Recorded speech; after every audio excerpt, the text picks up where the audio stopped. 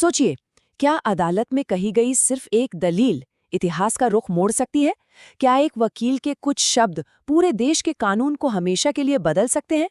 आज हम एक ऐसे ही मुकदमे की कहानी में उतरेंगे जिसने ठीक यही कर दिखाया। ये कहावत तो सुनी ही होगी, और ये बात कहीं और से ज्यादा अदालतों में सच साबित होती है, जहां असल जिंदगी की कहानियों में किसी भी उपन्यास से ज्यादा ड्रामा, ज्यादा सस्पेंस होता है। भारतीय न्याय का इतिहास ऐसी ही कहानियों से भरा पड़ा है, और आज हम उनमें से एक की गहराई में उतरने वाले हैं।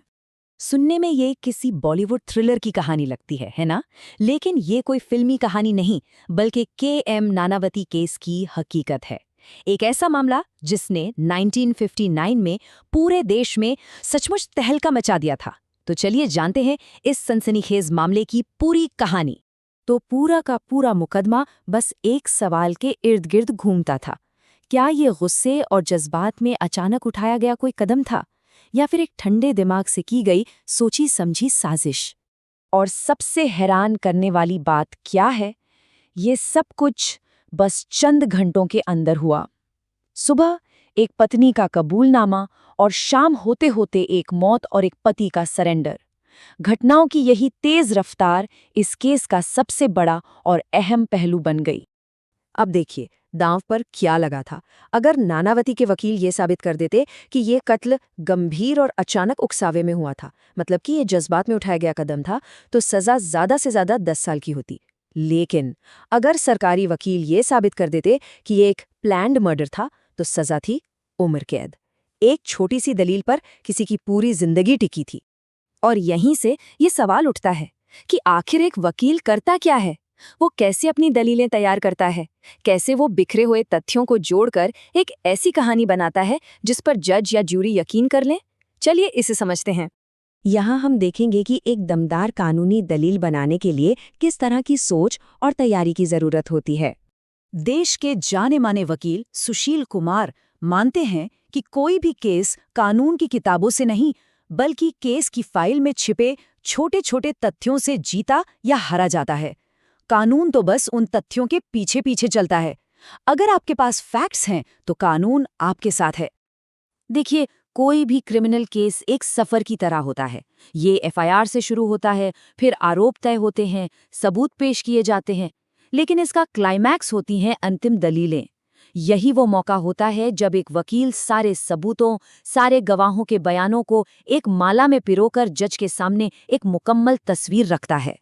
कभी कभी ना पूरे केस को पलटने के लिए सिर्फ एक तथ्य ही काफी होता है। एक ऐसी जानकारी जिस पर किसी का ध्यान ही न गया हो। चलिए देखते हैं ये होता कैसे है।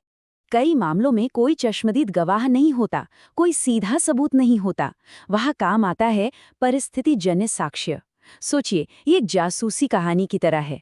आपको सीधे कातिल नहीं दिखता, लेकिन आपको वो छोटे छोटे सुराग मिलते हैं, वो धागे मिलते हैं, जिन्हें जोड़कर एक वकील सच्चाई तक पहुंचता है।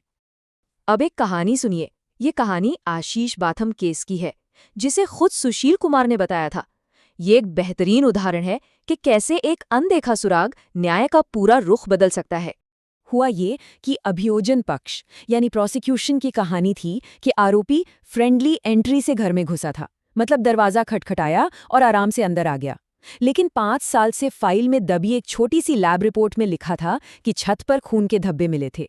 तब सुशील कुमार ने कोर्ट में सिर्फ एक सवाल पूछा कि अगर एंट्री दोस्ती यारी में सामने के दरवाजे से हुई थी, तो खून के धब्बे छत पर कैसे पहुंचे?